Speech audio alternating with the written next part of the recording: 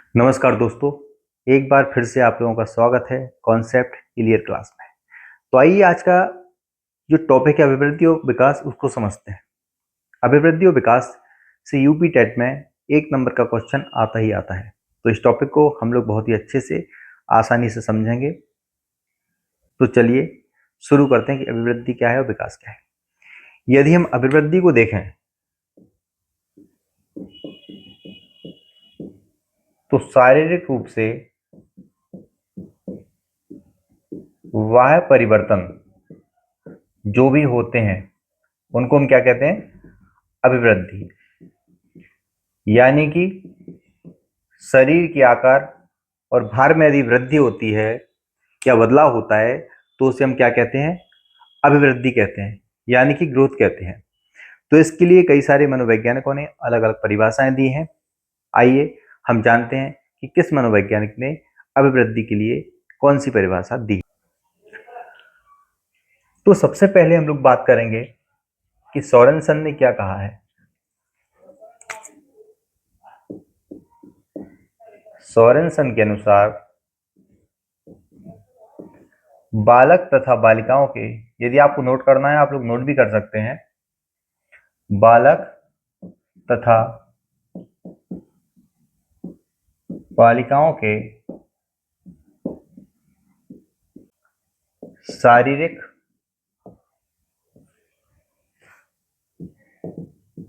संरचना में होने वाला वह परिवर्तन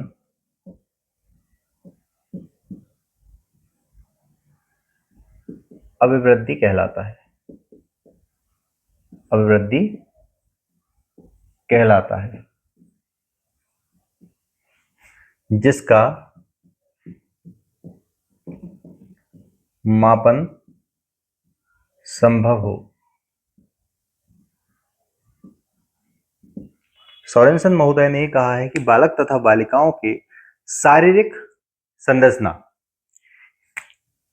यानी कि बालक हो या बालिका, उसकी शारीरिक संरचना, उसकी लंबाई का बढ़ना, उसके सिर के आकार में परिवर्तन, उसके हाथ पैरों का बढ़ना, यानी कि जो बाहरी रूप से हमें दिखाई दे वह परिवर्तन अभिवृद्धि कहलाता है जिसका मापन संभव हो।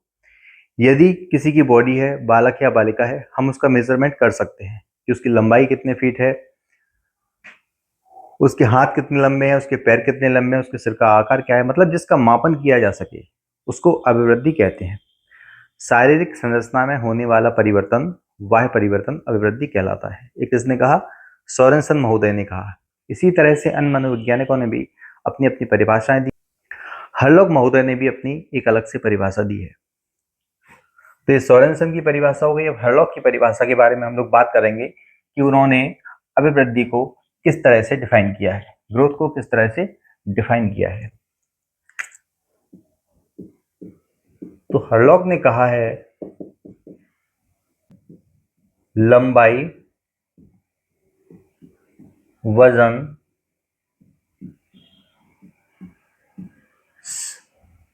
सिर के आकार में परिवर्तन, सिर के आकार में परिवर्तन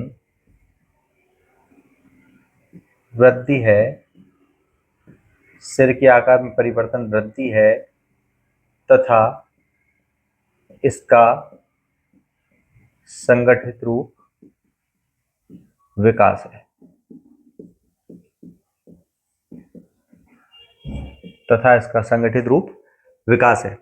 इस तरह की परिभाषाएं अमूमन एग्जाम में पूछी जाने लगी हैं आजकल, जो स्टैंडर्ड हो गया एग्जाम का, और काफी समय बाद यूपी टेट का एग्जाम आया है।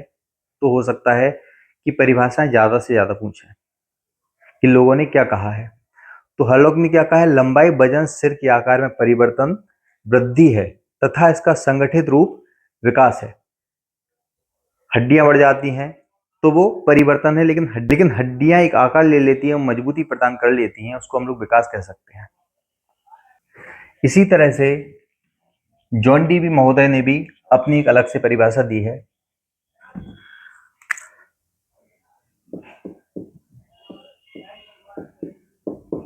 जॉन डी बी,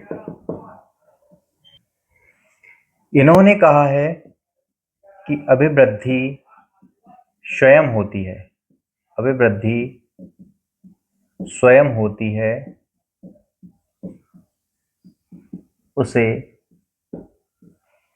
बाहर से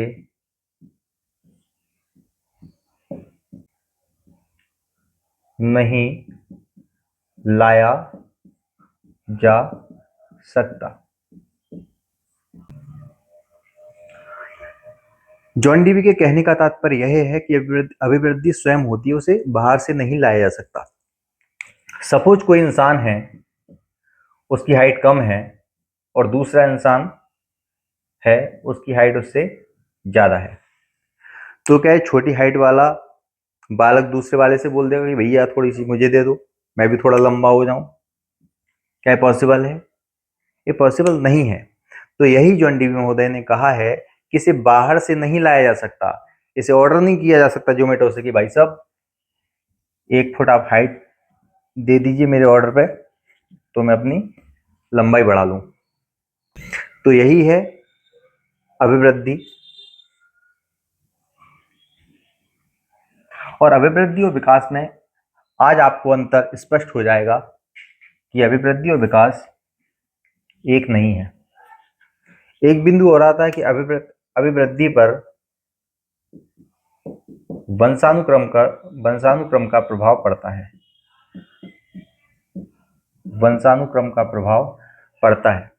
आपने देखा होगा कि यदि मम्मी पापा लंबे हैं तो संभवतः जो संतान उत्पन्न होती है वो भी लंबी ही होती है। यदि माता पिता की हाइट कम है तो बच्चे की भी हाइट कम होने की संभावना अधिक होती है। इसीलिए कहा गया है कि अभिवृद्धि पर वंशानुक्रम का प्रभाव पड़ता है। अब हम बात करते हैं विकास की, कि विकास क्या है। विकास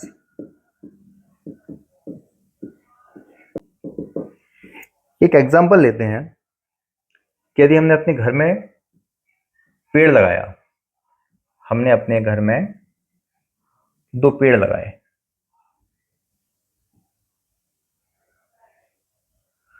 ठीक है, समय समय पर उसको पानी दिया, समय समय पर उसको खाद दी।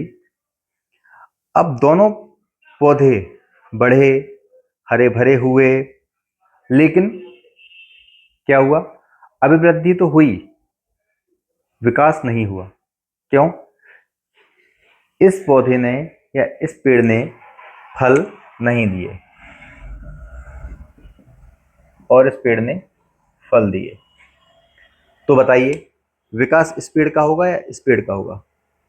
अभिवृद्धि दोनों की हुई, क्योंकि दोनों बाहरी रूप से बड़े हैं, पत्ते हरे भरे हैं, घने हैं, लेकिन फल इस पेड़ ने नहीं दिए, फल इस पेड़ ने दिए। तो अभिवृद्धि दोनों की हुई, लेकिन विकास किसका हुआ? इसका हुआ। ठीक उसी प्रकार मनुष्य के शारीरिक रूप से जो परिवर्तन होता है, मनुष्य में शारीरिक रूप से जो परिवर्तन होता है, लंबाई का बढ़ना, सिर के आकार में परिवर्तन, हाथ पैरों का बढ़ना, वो क्या है? वो अभिवृद्धि है। लेकिन जब उसमें परिपक्वता आ जाती है, परिपक्वता, तब हम कह सकते हैं उसका विकास हो गया है। जिस तरह से अभिवृद्धि की परिभाषाएं दी गई थी, उसी तरह से कुछ लोगों ने विकास की भी परिभाषाएं दी हैं, तो वो भी काफ़ी इम्पोर्टेंट हैं। तो 1-2 परिभाषाएं जो बहुत ही इम्पोर्टेंट हैं और जो एग्जाम के दृष्टिकोण से आ सकती हैं एग्जाम में, तो चलिए हम उनकी बात करते हैं कि विकास को लेकर किन किन लोगों ने क्या कहा है। तो मुनरो ने कहा है, विकास गर्भावस्था से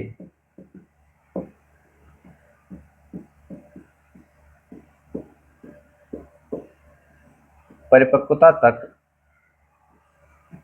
अग्रसर होने वाली प्रक्रिया है।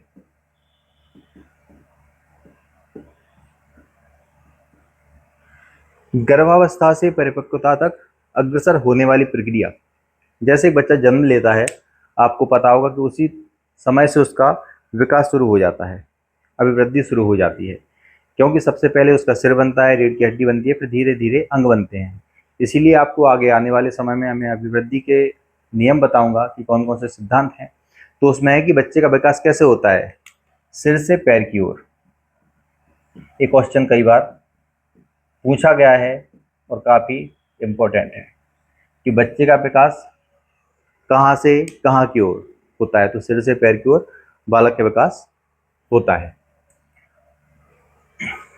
तो यही उन्होंने कहा कि मुनरो ने कि विकास गर्भावस्था से परिपक्वता तक अग्रसर होने वाली क्रिया है, कि गर्भावस्था से धीरे धीरे आगे बढ़ के वो परिपक्वता तक किस प्रकार से पहुंचेगा, वही विकास है। मेरिडेथ ने भी अपनी परिभाषा दी है।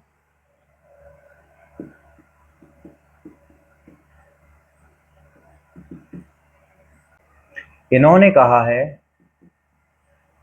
कि अभिवृद्धि का प्रयोग या अभिवृद्धि शब्द का प्रयोग शारीरिक संरचना में बदलाव के लिए तथा विकास का प्रयोग विशिष्टीकरण के लिए किया जाता है।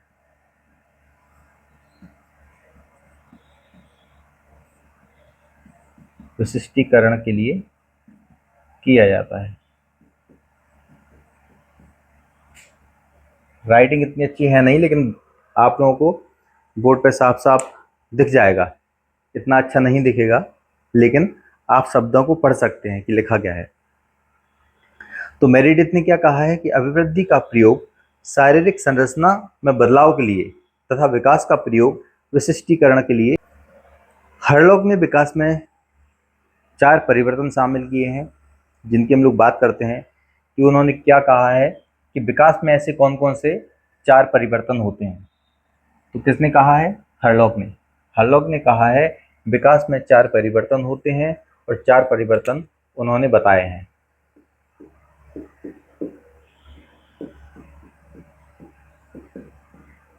विकास के 4 परिवर्तन। सबसे पहला उन्होंने कहा है आकार में परिवर्तन। आकार में परिवर्तन। दूसरा उन्होंने कहा है अनुपात में परिवर्तन। अनुपात में परिवर्तन। तीसरा है पुराने चिन्हों का लोप। पुराने चिन्हों का लोप। और चौथा उन्होंने कहा है नए चिन्हों का उदय। नए चिन्हों का उदय। तो सबसे पहले हम लोग समझते हैं आकार में परिवर्तन। यानी कि आपने देखा होगा कि सबसे पहले बालक छोटी छोटी चीज़ों को सोचता है, उसमें तर्क करने की शक्ति नहीं होती है, चिंतन नहीं कर सकता है, केवल कल्पनाशील ही रहता है वो। तो जैसे जैसे जैसे बालक का विकास होता जाता है, उसमें तर्क, चिंतन आदि चीज़ें शामिल होने लगती हैं। कहने का तात्पर्य है कि उसका आकार बड़ा होने लगता है। अनुपात में परिवर्तन। आपने देखा होगा कि पहले व्यक्ति कल्पनाशील होता है। पहले बालक क्या होता है? कल्पनाशील होता है। बाद में वह वास्तविकता की ओर बढ़ने लगता है। क्या होता है? पहले कल्पनाशील होता है, उसके बाद व्यक्ति वास्तविकता की ओर बढ़ने लगता है। हमने भी बचपन में परियों की खूब कहानी सुनी। हम भी शक्तिमान देख के ही बड़े हुए, तो लगता था कि नहीं, शक्तिमान बचाने आएगा। हम लोग हाथ ऊपर करके घूमने की कोशिश करते थे कि हम लोग उड़ सकें, लेकिन वो एक पूरी कल्पना थी, क्योंकि वास्तविकता बहुत दूर थी। जैसे जैसे बड़े हुए, विकास हुआ, तो हमें कल्पनाशीलता और वास्तविकता है उसमें अंतर समझ आ गया। तो इसमें अनुपातिक अंतर भी देखने को मिलता है। पुराने चिन्हों का लोप होना, जैसे दूध के दांत गिर जाते हैं। दूध के दांत अगला है नए चिन्हों का उदय। नए चिन्हों का उदय, जैसे दाढ़ी मूछ का निकलना,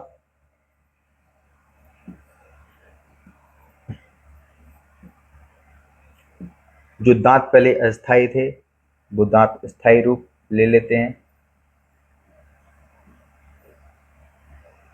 यानी कि पुराने चिन्हों का लोप हो जाता है और नए चिन्हों का उदय हो जाता है। तो इस तरह से हर्लॉक ने विकास के 4 परिवर्तन बताए हैं, जो कि इस प्रकार हैं। अभिवृद्धि और विकास एक दूसरे के पूरक होते हैं। क्या होते हैं? पूरक होते हैं। तो इतने में शायद आपको कोई समस्या नहीं होगी कि अभिवृद्धि किसे कहते हैं, विकास किसे कहते हैं। हमने हर्लॉक ने विकास में जो 4 परिवर्तन बताए हैं उसके बारे में चर्चा की। हमने चर्चा की परिभाषाओं के बारे में कि कौन कौन सी परिभाषाएं होती हैं और वो परिभाषाएं एग्जाम के दृष्टिकोण से कितनी इम्पोर्टेंट हैं। कल हम लोग इसके अंतर को जानेंगे और जानेंगे कि अभिवृद्धि और विकास के कौन कौन से सिद्धांत हैं। जब तक के लिए धन्यवाद।